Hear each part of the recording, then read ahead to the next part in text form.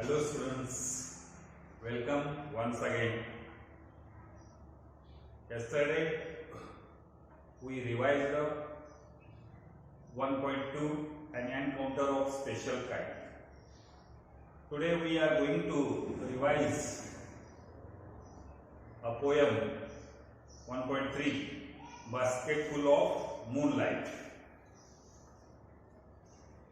In this poem, at the beginning of this poem, there is a warming up activity. In warming up activity, there are 4 questions. Very simple. Yes, no and WH questions were asked to you. Try to answer these questions. Then there is another one activity. The procedure of planting a tree. And write down the procedure of planting a tree in a bullet point. It means झाड लावण्याची जी procedure आहे, आपण झाडे लावतो आपल्या शेतामध्ये दरवर्षी आपण झाडे लावतो. ती झाडे लावण्याची जी पद्धत आहे किंवा पायरी आहे, त्या पायरीने टप्प्याटप्प्याने म्हणजे बुलेट पॉइंट असं, म्हणजे ज्याला आपण बुलेट बघा, बुलेट म्हणजे असं ठोकळा गोल असं एका खाली एक असे बुलेट पॉइंट नुसार तुम्ही ट्री प्लांटेशन चे प्रोसिजर लिहायचं आहे. For example, choosing good seeds of plants, digging in the ground, putting seeds in the loose soil, add manure, fill in the pit or hole, then water it. अशा पद्धतीने एकाखाली एक आपण bullet पॉइंटला अनुसरून procedure of planting a tree हे द्यायचं आहे. दुसरी ऍक्टिव्हिटी दिलेली आहे. 2 images were given there. One is father and another is mother. And discuss in pairs and write what your father and mother do for your family. तुमचे आई आणि वडील तुमच्या कुटुंबासाठी काय काय करतात ते लिहा असं सांगितलेलं आहे. For example, our father works hard to earn a living. आपले वडील जगण्यासाठी काबाड कष्ट करतात. And mother cooks food and feed the family. Also, mother keeps the house clean. असं एकाखाली एक तुम्ही पॉइंट लिहायचे आहे. म्हणजे आपले वडील आपल्यासाठी काय काय करतात आणि आपली आई आपल्यासाठी काय काय करते. हे वॉर्मिंग अप ऍक्टिव्हिटी आपल्या वहीमध्ये सोडवायची आहे. Then look at the page number 18, Basketful of Moonlight. The poem is given there. You know, moonlight means Chandraprakash. And basket full of moonlight, totally her Chandraprakash. The narrator of this poem is a child, and the poet of this poem is Sunil Sharma.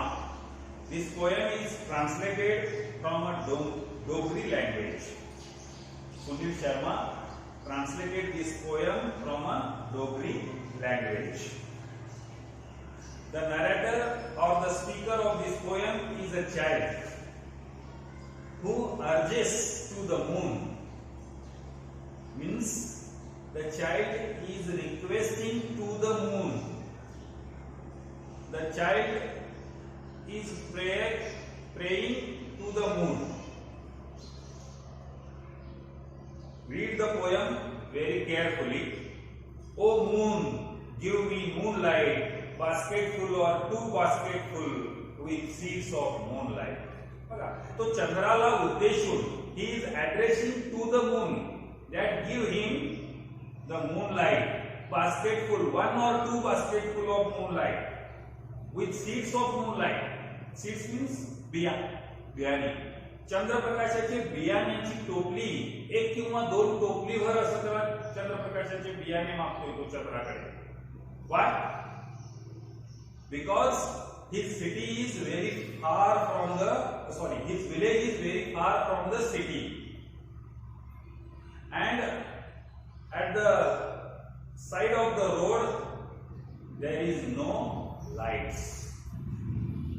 totally the area is in a dark. It means the whole village goes to the city daily to work.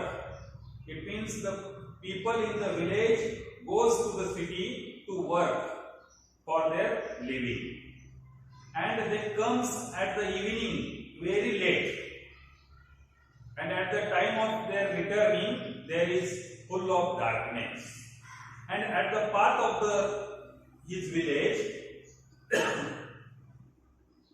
the road is very tough, full of snakes and scorpions. त्या रस्ता अतिशय खडतर असा रस्ता आहे, ज्या रस्त्यावरती भरपूर असे विंचू आणि साप आढळून येतात. And there is no bus, neither bus nor car flies. म्हणजे त्या गावाला, त्या शहरापासून त्या गावाला ये-जा करण्यासाठी बसेस किंवा बैलगाड्या यांची सोय नाही, ये-जा करत नाही. Flies means come and go, म्हणजे travels regularly over a route, म्हणजे गोज टू अँड फ्रो, म्हणजे ये-जा करत नाही. फ्लाइज याचा अर्थ दिलेला आहे. So the poet wants one or two basket full of moonlight. Why? Because he wants to sow the seeds at the path of the road. So the road will be in light. The villagers come from the city in a light. I want to light the dark route so that his father, the child's father, will come home early, and he want to hear fairy tales from his father. म्हणजे बघा त्या मुलाला काय म्हणायचं आहे, त्या रस्त्यावरती जर चंद्रप्रकाशाच्या बिया मी घातल्या तर संपूर्ण रस्त्यावरती उजेड पडेल आणि त्याचे वडील शहरातून घरी लवकर परत येतील. त्यामुळे मी सुद्धा इतर शहरातल्या मुलांच्या सारखं माझ्या वडिलांच्याकडून बेड टाइम स्टोरीज मलाही ऐकायला मिळतील, ही त्याची अपेक्षा आहे. म्हणून तो चंद्राकडे पुन्हा पुन्हा विनवणी करतोय, oh moon give me a basket full of moonlight. Why? Because he want to sow the seeds of moon on the sides of the path. त्या रस्त्यावरती ते बियाणे, चंद्रप्रकाशाचे बियाणे तो घालू इच्छितो. अशा पद्धतीने या कवितेचा आशय आहे. या कवितेमध्ये पहिल्या स्टांजामध्ये बघा, oh moon give me moonlight, basket full or two basket full with seeds of moonlight. या पहिल्या स्टांजामध्ये आपल्याला अलिटरेशन हे फिगर ऑफ स्पीच पाहायला मिळतो. अलिटरेशन अनुप्रास अलंकार. इथं आपल्याला शब्दांची पुनरावृत्ती पाहायला मिळते. तर दुसऱ्या स्टांजामध्ये I want to sow many small small moons of light. आता इथं आय वॉन्ट टू सो मध्ये स साऊंड, स्मॉल स्मॉल बघा, स्मॉल स्मॉल इथं सुद्धा स साऊंड रिपीट होतो. इथं रिपिटिशन पाहायला मिळते आपल्याला, साऊंड रिपीट होतो म्हणून इथं रिपिटिशन हे फिगर ऑफ स्पीच आढळून येतो.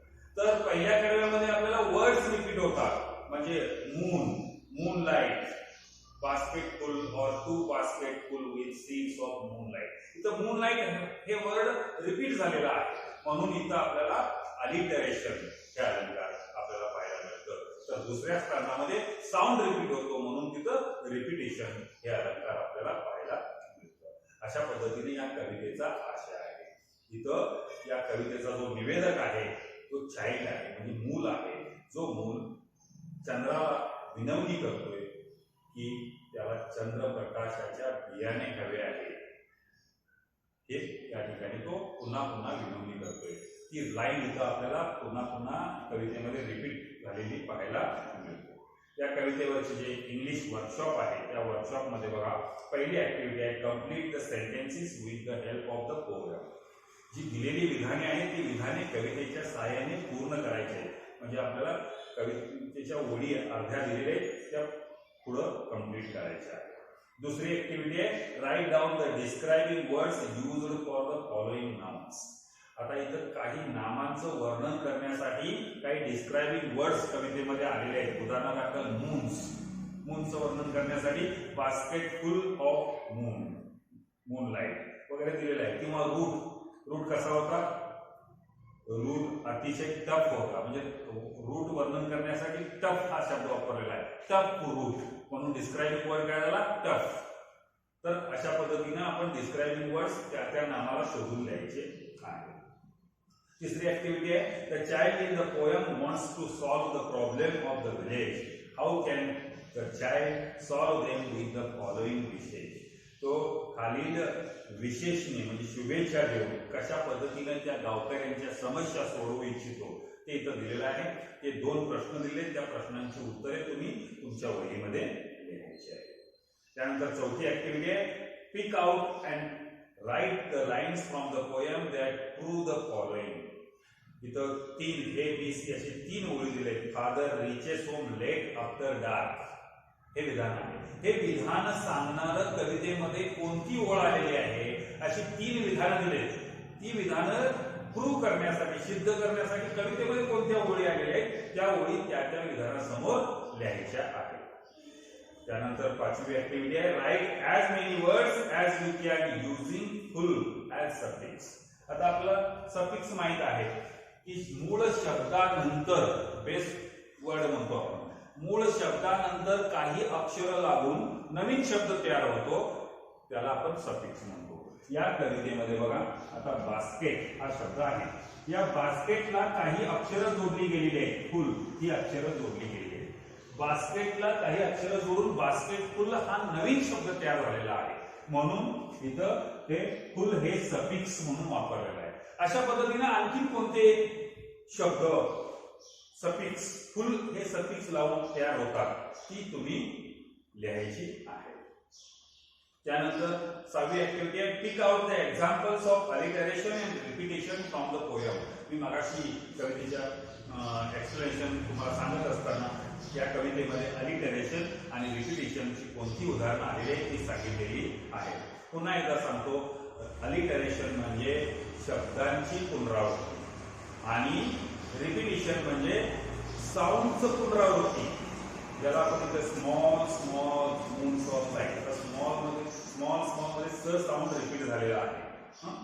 इथं हे कोणती उदाहरणं आहेत ती अलिटरेशन आणि रिपिटेशनची शोधून लिहायची आहे.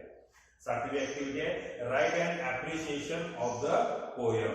आपल्या बोर्डाच्या ऍक्टिव्हिटी सीट मध्ये 5 मार्कासाठी ऍप्रिशिएशन ऑफ द पोएम लिहायचा असतो. आता या ऍप्रिशिएशन मध्ये पहिला मुद्दा काय असतो, टायटल किंवा टायटल ऑफ द पोएम, हे अर्ध्या गुणासाठी आहे.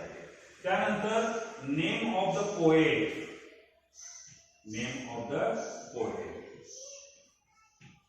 म्हणजे या कवितेचा जो कवी आहे त्या कवीचं नाव त्या ठिकाणी दिलेलं असतं त्या कवितेच्या खाली, ते लिहायचं आहे. जर एखाद्या कवितेचा कवी कोणी लिहिलेला हे माहीत नसेल तर ते अननोन असतं किंवा अनॉनिमस असं दिलेलं असतं, ते तिथं लिहायचं. म्हणजे टायटलला अर्धा गुण मिळतो, नेम ऑफ द पोएटला अर्धा गुण मिळतो. त्यानंतर पुढचा मुद्दा आहे राईम स्कीम. या कवितेमध्ये कोणती राईम स्कीम वापरलेली आहे, ABCD आहे की AABB आहे, कोणती राईम स्कीम आहे ती इथं तुम्हाला, the rhyme scheme of the poem is AABB किंवा ABCD काय असेल ते राईम स्कीम दिला 1 मार्क मिळतो.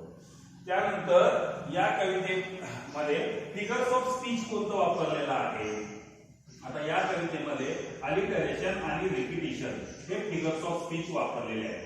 यापैकी कोणतंही एक फिगर्स ऑफ स्पीच जरी तुम्ही इथं मेन्शन केला तरी तुम्हाला 1 मार्क मिळतो. आणि त्यानंतर शेवटचा मुद्दा आहे तो थीम किंवा central idea of the poem, जे 2 मार्कासाठी लिहायचं असतं. थीम किंवा सेंट्रल, जेणेकरून या कवितेमध्ये नेमकं कवीला काय सांगायचं आहे ते थोडक्यात 2 ते 3 वाक्यामध्ये लिहायचं आहे किंवा 3 ते 4 वाक्यामध्ये लिहिला तरी चालेल. कवितेचा आशय, सेंट्रल आयडिया तिथं त्या थीम मध्ये लिहायचं. यासाठी 2 गुण आहेत. असं एकूण 5 मार्कासाठी हा प्रश्न विचारला जातो. अतिशय महत्वाचा प्रश्न आहे आणि सहजपणे आपल्याला इथं गुण मिळतात. टायटलला अर्धा गुण, नेम ऑफ द पोएटला अर्धा गुण, राईम स्कीम 1 गुण, फिगर्स ऑफ स्पीच 1 गुण आणि थीम 2 गुण. अशा पद्धतीनं या गुणांची विभागणी इथं झालेली आहे. त्यानंतर ऍक्टिव्हिटी आहे write and imaginary letter to the moon to convey your feelings about it. बघा पुढची ऍक्टिव्हिटी आहे काल्पनिक पत्र लिहायचं आहे. चंद्राला उद्देशून तुमच्या मनातल्या भावना चंद्राला कळवायच्या आहेत. Discuss about it with your partner and draft the letter using the poem as a basis of the letter. म्हणजे बघा या कवितेमध्ये आलेले जे मुद्दे आहेत त्या मुद्द्यांचा वापर करून तुम्ही चंद्राला उद्देशून पत्र लेखनाचा ड्राफ्ट तयार करायचा आहे. म्हणजे थोडक्यात आपल्याला ॲड्रेस, कोणाला उद्देशून पत्र लिहिणार आहे ते, सॅल्युटेशन आणि पत्राचं मेन बॉडी आणि क्लोजिंग अशा पद्धतीनं आपल्या पत्रलेखनचे जे आपण स्टेप्स यापूर्वीच्या व्हिडिओमध्ये पाहिलेले आहेत त्या स्टेपला अनुसरून तुम्ही चंद्राला उद्देशून पत्र लिहायचं आहे. नवी ऍक्टिव्हिटी आहे तुम्ही तुमच्या मित्रांना, भावांना, बहिणींना किंवा तुमच्या वर्गमित्रांना कशा पद्धतीच्या मदतीने किंवा त्यांच्याशी चर्चा करून तुम्ही तुमच्या गावकऱ्यांना, जसं या कवितेमधला जो मुलगा आहे तो आपल्या गावकऱ्यांच्यासाठी विशेष एक्सप्रेस करतो, म्हणजे शुभेच्छा व्यक्त करतो, तशा पद्धतीनं तुम्ही तुमच्या गावकऱ्यांच्यासाठी, शहरामध्ये राहणाऱ्या लोकांच्यासाठी कोणत्या चांगल्या शुभेच्छा तुम्ही कशा पद्धतीने व्यक्त कराल ते खाली काही पॉईंट दिले, त्या पॉईंटच्या सहाय्याने तुम्ही शुभेच्छा तयार करा. आणि 10वी आणि या कवितेवरची शेवटची ऍक्टिव्हिटी आहे ते let's compose imaginary poetic lines. इथं 2 आता पोएटिक लाईन्स दिलेले आहेत, त्याच्या सहाय्याने तुम्ही या कवितेचा अभ्यास करून तुम्ही सुद्धा काल्पनिक कवितेच्या ओळी रचायच्या आहेत किंवा तयार करायच्या आहेत. थँक्यू.